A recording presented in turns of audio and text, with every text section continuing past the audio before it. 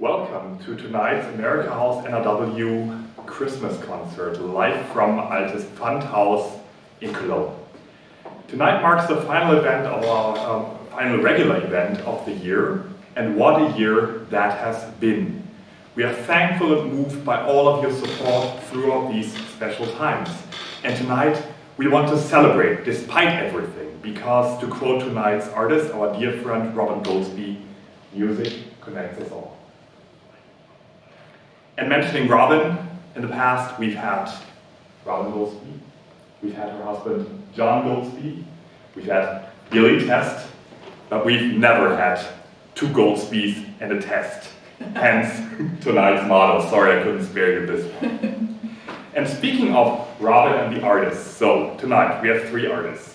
We have Robin Goldsby, Steinway artist, acclaimed author, book author. Tonight she has her, you can't see it, but her virtual author's hat on. Her new book is called Piano Girl Playbook. It's going to be released in May, so check it out. We may be doing an event on that. So then we have her husband, John Goldsby. He's a solo bass, or the solo bassist for many years of the Grammy Award-winning WDR Big Band. His bandmate Billy Test is the solo pianist of the award-winning WDR Big Band. Together they also have a trio, the John Goldsby Trio. They have a new album, it's called Segments, so go check it out. And together they're going to be performing tonight. You are in for a treat. I know there are many fans of the three of them, individual and together out there. And tonight we're going to have a cozy Christmas concert with Robin's heartwarming stories, with jazzy tunes by John and by Billy. And I'll leave it at that. Those who've already attended our concert with them, you really know this is going to be a special evening. Let me end by saying thanks to Altes Pfandhaus for hosting us tonight, to my great team of America House, it's been a ride this year, but a good one, and to Auswärtiges Amt, the German Federal Office, for funding tonight, and for showing thereby that culture is vital, especially these days. And last but by no means least, again, to all of you. It's fun doing this because all of you are there. With this, I'm gonna say Merry Christmas and a healthy New Year. And now I give you "'Tis the Season," two Goldsbys and a Test.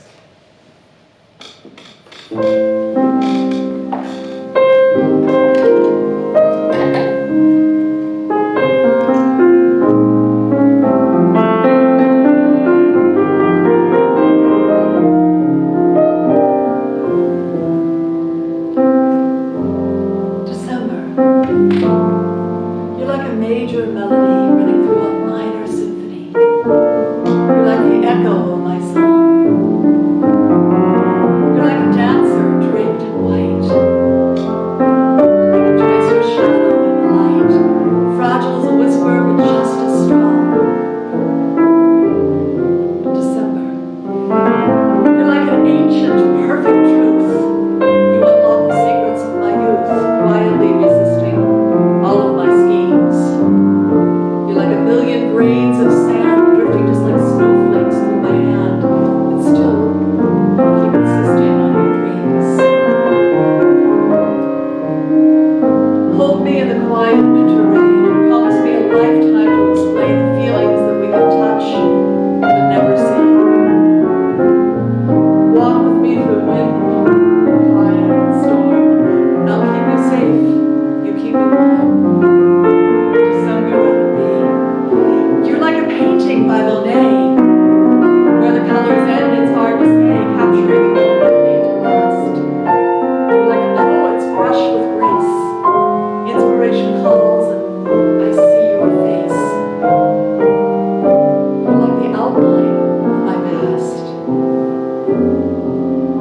Hold me in the quiet winter rain. Promise me a lifetime to explain the feelings that I can touch but never see. Walk with me through rain and wind and storm. I'll keep you safe. You'll keep me warm. An angel, a snowflake, a tree. December. December with me.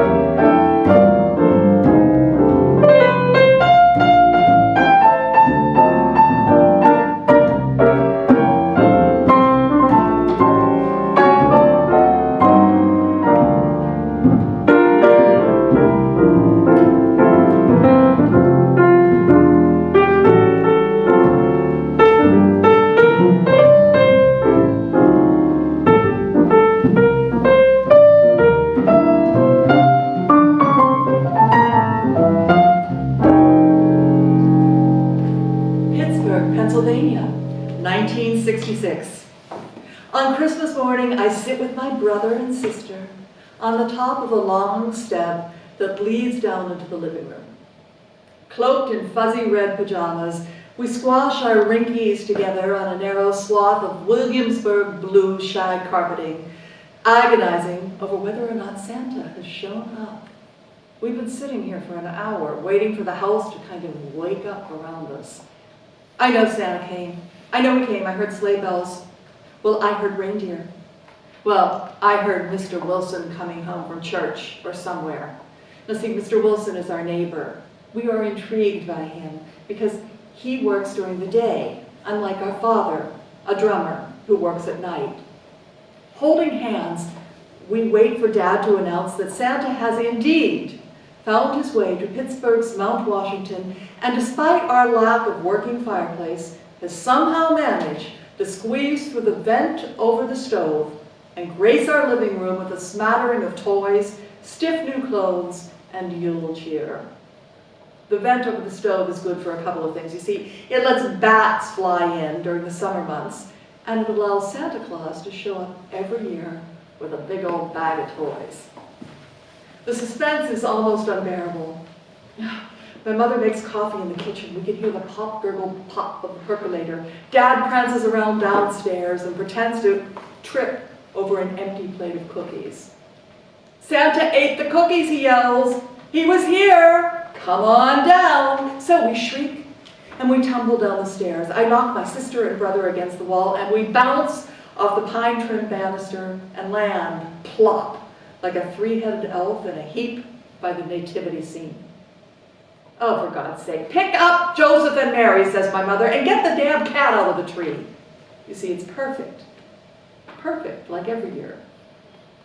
Our grandmothers, Della and Laura, having spent the night in the family room, have already settled into one of the Ethan Allen sofas, their hair cranked for Christmas, their makeup in place. They're sporting velour robes with matching plush slippers in festive colors, and both of them are recovering from copious amounts of Irish coffee consumed the night before. With delicate plates balanced on their grandmotherly laps, they laugh and beam at us. You know, everyone says Christmas is for kids, but today the grandmothers in attendance are having more fun than any of us. Aunt Pinky is also here. She wears sequined antler reindeers and little red plastic nose. Rudolph! Aunt Rudolph, we shout. The twinkle lights dance, the perfume of cinnamon rolls wafts through the house. Holiday music, Bing, Frank, Sammy plays on the hi-fi. Decades before Martha Stewart teaches us how to French braid holly branches and make wreaths out of miniature peanut butter cups. My mother pounds out holiday-themed parties with the expertise of a Santaland Express caterer. A working woman with 3 kids, she decks the halls and calls the shots, if not effortlessly, then with a huge dose of conviction. Last night for Christmas Eve dinner, she made a tabletop Christmas tree out of 6 dozen boiled jumbo shrimp. It was a huge success. Stripey the cat made several attempts, one of them victorious, at attacking the shrimp tree. You know, holidays are hard on cats. Last year he walked across the pumpkin pie, leaving paw prints in the filling. My mother covered it with Cool Whip, swore us to secrecy, and no one knew the difference. But none of this matters. Today it's all about presents.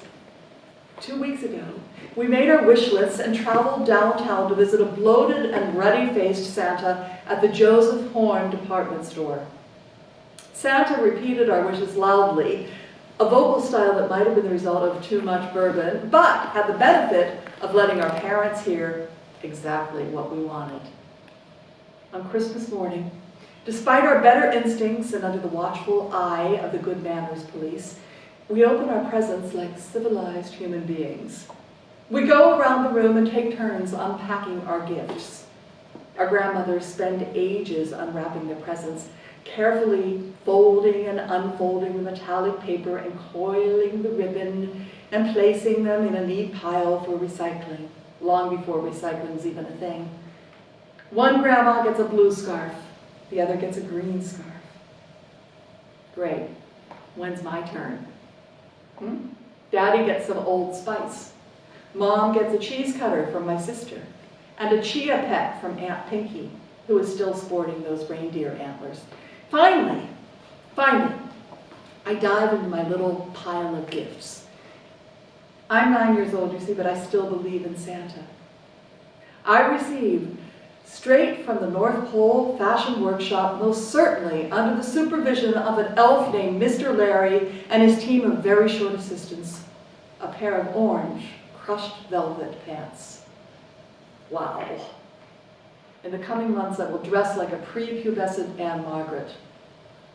I carefully stash away my new loot and eat a cinnamon roll. Then I start to wonder if these particular gifts are something I really want. I mean, maybe I would have preferred to get the Barbie hair coloring station. But every girl wears a pair of crushed velvet pants, right? I'm just not sure about the color of the pants. I mean, maybe red would be better than orange or purple, but now I'm stuck with the orange. For the first time, I'm starting to question the things I wish for. I'm growing up, and I don't even know it.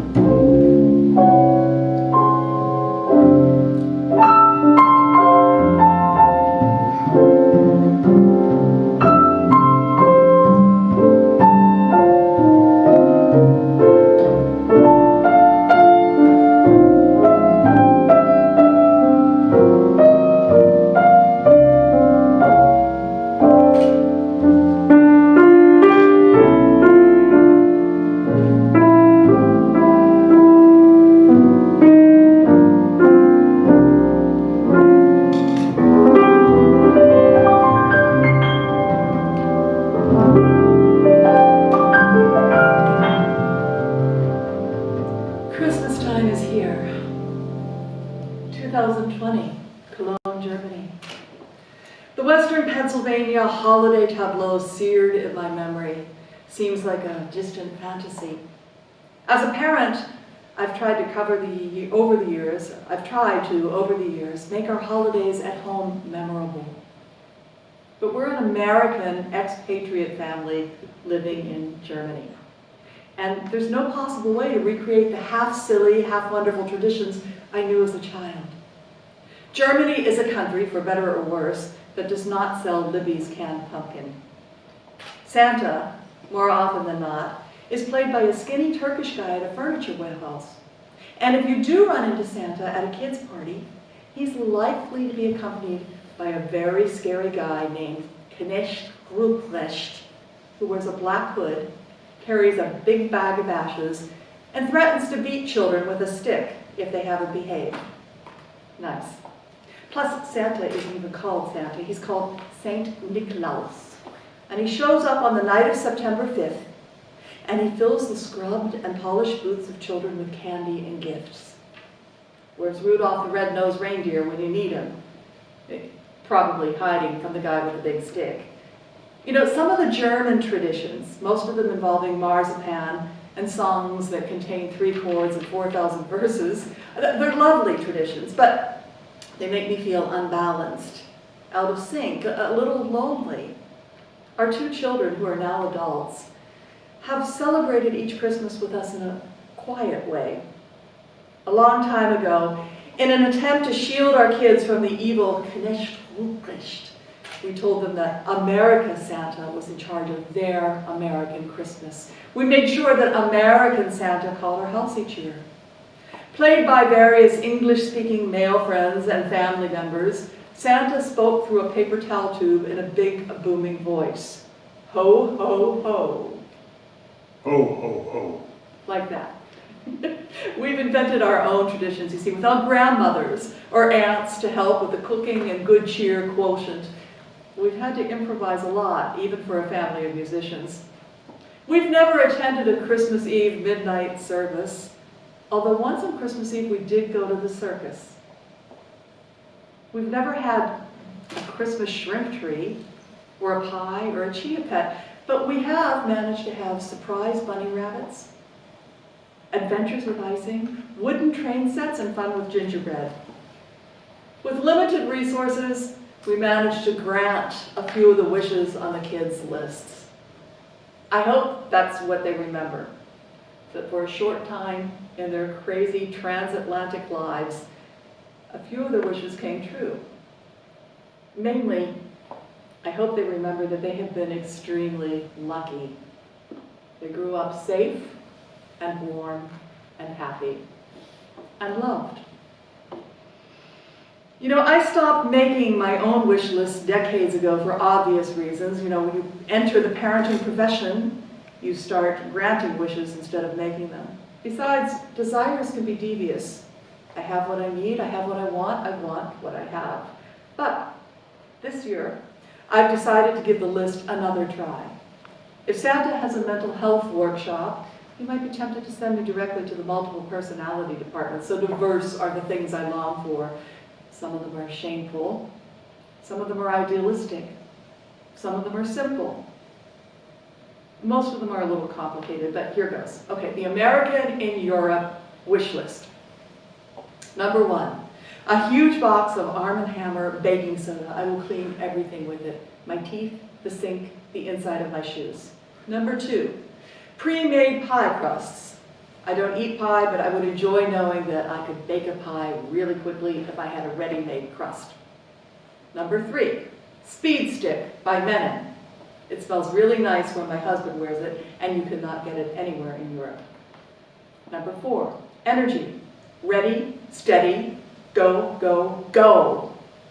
Number 5, Balanced Hormones. Really, I do not want to throw myself off the bridge just because the cashier at the local supermarket was rude to me.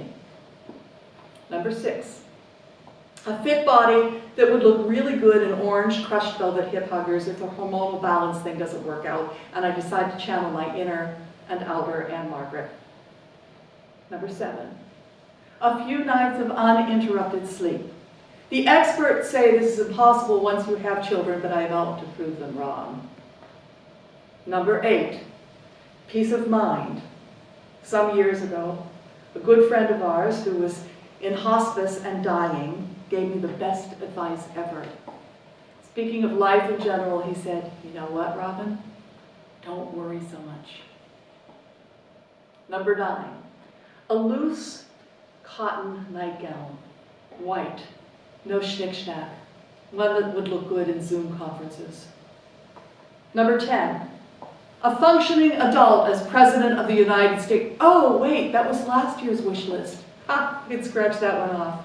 Number 11, continued opportunities for my kids to get out there and see the world. And number 12, more opportunities for them to just stay home. Number 13, love. For you, for me. Love is everything. Number 14, the return of live concerts. Number 15, one perfect song, played perfectly, one time, for one perfect audience.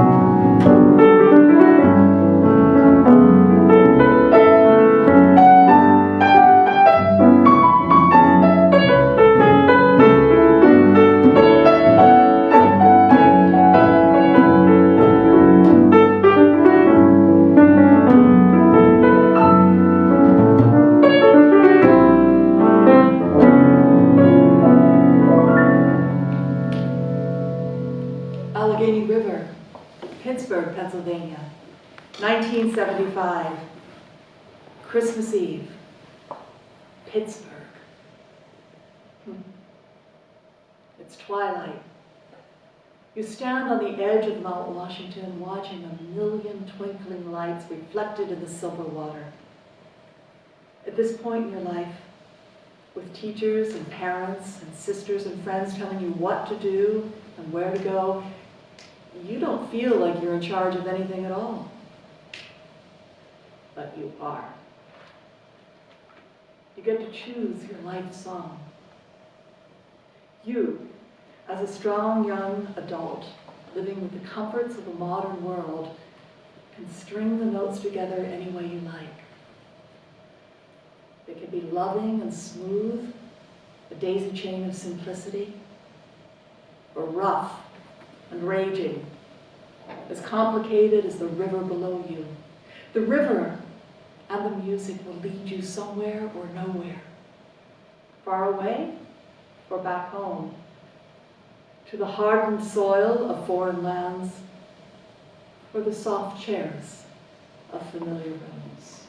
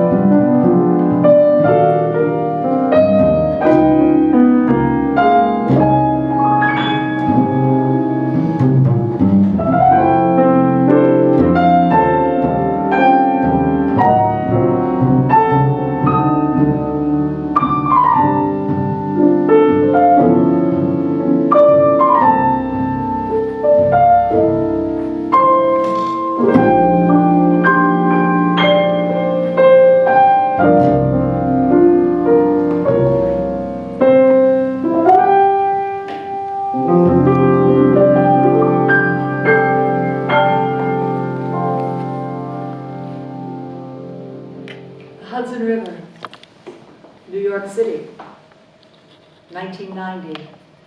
Battery Park. You watch the thick water of the Hudson River and wonder why you're lonely. The river rushes by. The Statue of Liberty looms somewhere in the distance. You will succeed. You will fail. You will laugh and cry. You will fall in and out of love. You will study and work and then study some more. You will have babies or not. You will learn to say yes, but you will also learn to say no. You will learn to speak up and sit down, stand tall and stop short. You'll figure out what you want, but more importantly, you'll decide what you need.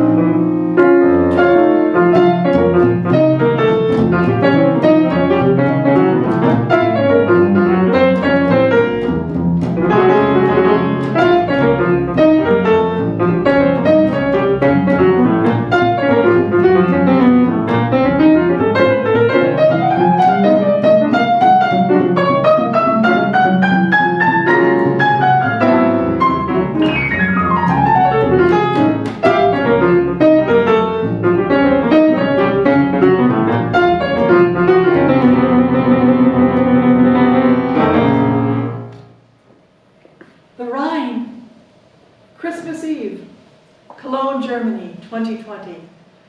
You're older now. You're rugged and you're deep, like that river that rolls under the bridge you're crossing. You whisper, or maybe you shout, "This is my home." Is there any place better to be than where you are right now? You're ready to pick up the conductor's baton, poised to deliver the downbeat, prepared to guide your orchestra through a musical score full of highs and lows, crescendi, diminuendi. The Rhine holds secrets, but so do you. Anything might happen because it's Christmas.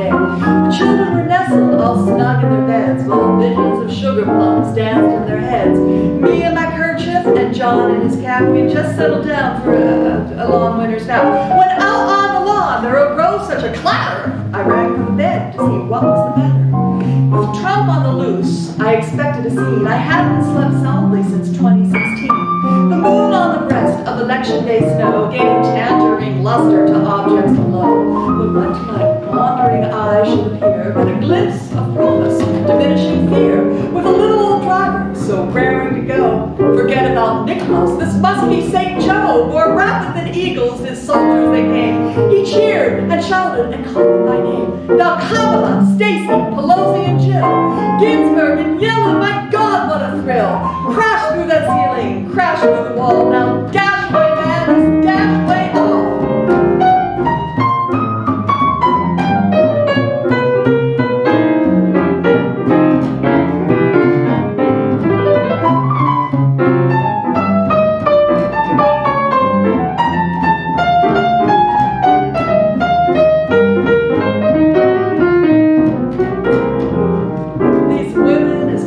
Star-studded sky will carry us onward, and with them will fly the House and the Senate will turn the night blue. A sled full of hope, Pete Buttigieg too. I heard the twinkling, the playing of notes, the prancing and dancing of millions of votes as I bobbed to the music and spun all around. From the chimney, St. Joe, he appeared with a bound. He was dressed up for winter from head to his foot, and his clothes were all tarnished with ashes and soot. A troubled campaign, it had taken its toll, but he looked like a rocker who's ready to roll. His droll little mouth was drawn up like a bow, and his hair, well, it was white as the snow. But let's do this, he shouted, our future, Hail Mary! The Paris Accord in the hands of John Kerry. Joe spoke to me firmly, he gritted his teeth. The challenges circled his head like a wreath.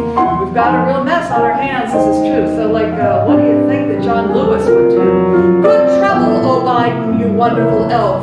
I laughed when I saw him, in spite of myself. A wink of his eye and a twist of his head soon gave me to know we had little to dread. He spoke not a word, but went straight to his work. He filled up his cabinet, then turned with a jerk, and laying his finger aside of his nose, and giving a nod to the White House he rose. Joe sprang to his sleigh, to his team gave a whistle. Away they all flew on down to the thistle. But I heard him proclaim, as he drove out of sight, Happy Christmas to all, now let's get this thing right.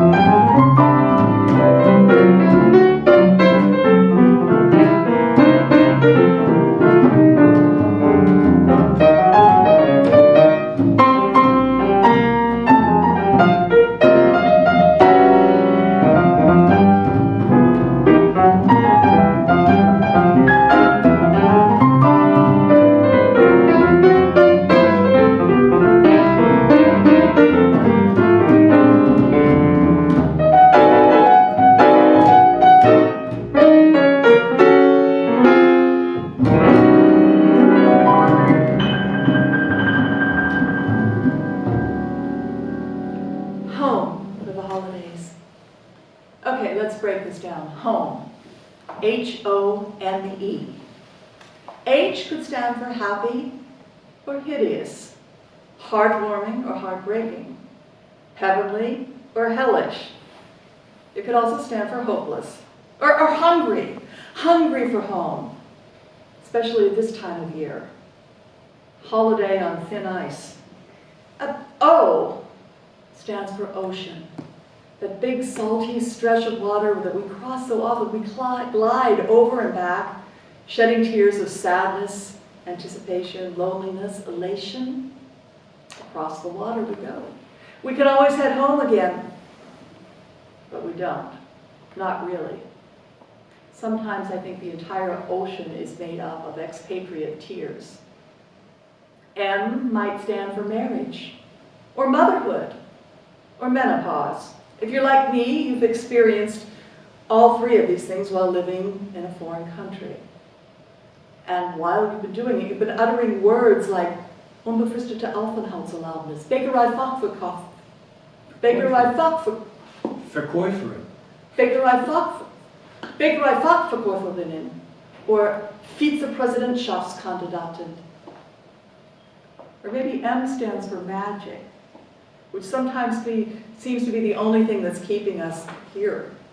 a happy-go-lucky, chain-smoking Beamter at the Ausländeраmt, that's the immigration office, waves a wand over our heads, stamps our passports, and gives us permission to stay. If only he would give us permission to feel at home. E could stand for enchanted, which is the feeling we get when we stand on the dome plots in Cologne and gaze at the cathedral's silhouette against a clear blue December sky. It might also stand for error, that sinking sensation we get when we realize our children have never eaten a Pop-Tart or a piece of American holiday fruitcake. They've never met a proper American Santa Claus. Are they missing anything? No, but we are. Home. It's a four-letter word jam-packed with enough emotional gunpowder to send even the most hardened expatriates running for safety. The subject of home pops up during the holidays and the expert cynics among us. Expat lifers, with no hope of ever feeling at home anywhere at all again, dodge the topic with a joke, an anecdote, a shrug of our proud American shoulders. We're foreigners no matter where we go, we say with a casual smile, even when we go home. I mean, what do we care, right? We're sophisticated European residents now, citizens of the world. We're following in the footsteps of expat giants like Bobby Fischer, Julia Child, and Ernest Hemingway. Like them, we might be a little drunk on our worldliness, a little melancholy about what we might be missing back at home. Pass the mulled wine, bitte. Expat Americans who have been here longer than 5 years don't return to America and automatically feel at home. We're concerned with the obvious: violence, politics, the religious right, lack of health insurance. Little things sometimes get to us even more, like no sidewalks, Black Friday combat shopping, bad grammar, tank-size SUVs, tank-size young people drinking tank-size soft drinks. On one holiday trip, John and I find ourselves in rural Pennsylvania at a restaurant that proudly calls itself home of the deep-fried pickle. Now, that's not as bad as deep-fried butter on a stick, which is another local specialty, but still. We listen to CNN, a report featuring Howard Schultz, the founder of Starbucks. Guns are not part of the American Starbucks experience, he says, trying to convince the American public that he's not on the side of the National Rifle Association, even though, probably out of fear of being shot, he will continue to serve NRA members $5 cups of half-calf, extra froth, low-fat, no-fat, crusty caramel, pumpkin spice Christmas cookie venti latte light to go. We're not sure what the American Starbucks experience is exactly, but we're glad that guns are not part of it. And we're glad that we're not part of it. And we're grateful that we're not sipping our cappuccinos next to a posse of rifle-toting rednecks, or sending our children to schools that require metal detectors at the front door. With all that's going on, how can America ever feel like home again? We gripe about the USA. We find fault. We convince ourselves that we're the lucky ones. We got out just in time. But then, it creeps up on us. I like to call it the National Anthem moment. We watch the Summer Olympics on television with our children. Simone Biles wins her 85th gold medal and ascends to the podium. The Star-Spangled Banner blares, and an official raises the American flag. Tears squirt from our eyes, projectile crying. We feel patriotic about a place that's no longer home. We're ashamed to feel so patriotic. And then, we're ashamed to feel ashamed. Because you see, we still love where we come from, in spite of the last 4 years. And that makes us cry more. We are here for a variety of reasons. We've been welcomed by assorted neighbors and work colleagues. We belong, and yet we don't. We struggle with language and cultural differences, but we muster our courage, gather our baskets, and collect experiences of a lifetime photos and boarding passes, and postcards that we will glue to the fragile and transparent pages of our personal scrapbooks. We adjust. Constantly we adjust. We take in the new, always the new words, new customs, new, everything, until we realize that we've sort of crowded out the old.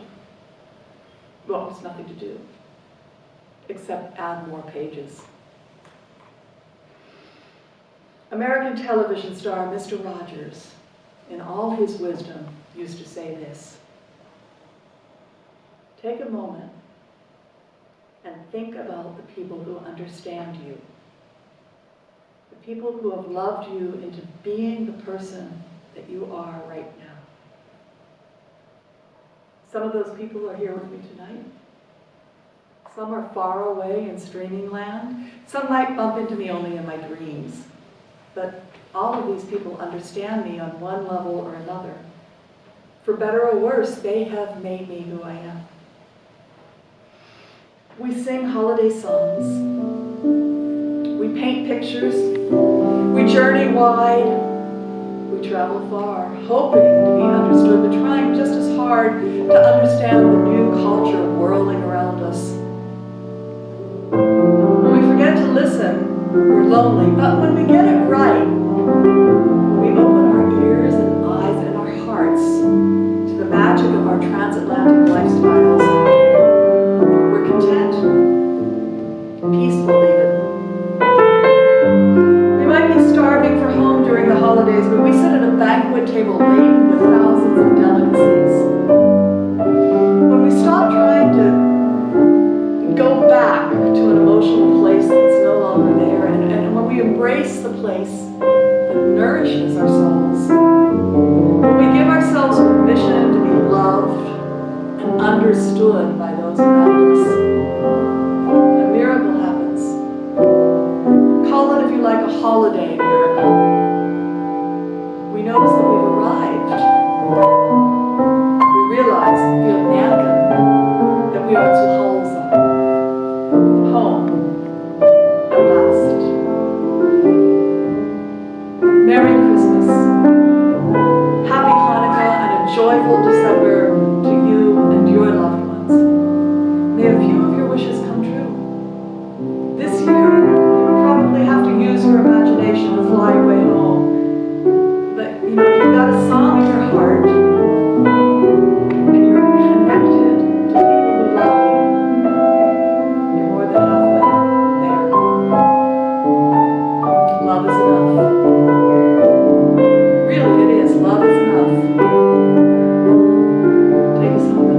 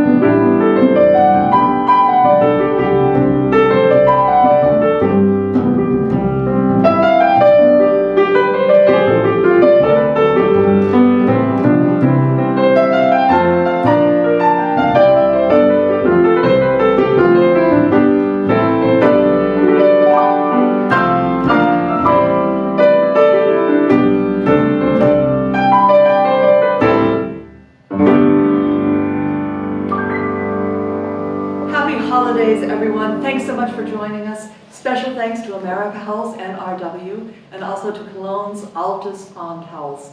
Ladies and gentlemen, Billy Test on piano. Mr. John Goldsby on bass. And I am the other Goldsby, Robin Meloy Goldsby. Thanks for joining us. Woohoo!